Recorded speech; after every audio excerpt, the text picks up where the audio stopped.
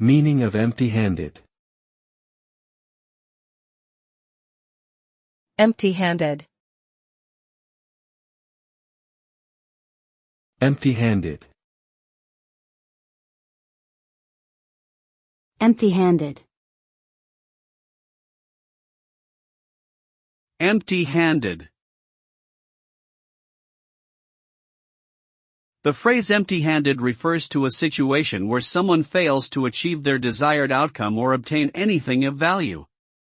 It is commonly used to describe a situation in which someone comes away from a situation with nothing to show for their efforts.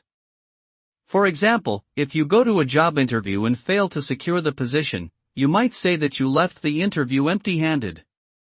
Similarly, if a salesperson fails to make any sales on a given day, they would also be said to have come away empty-handed.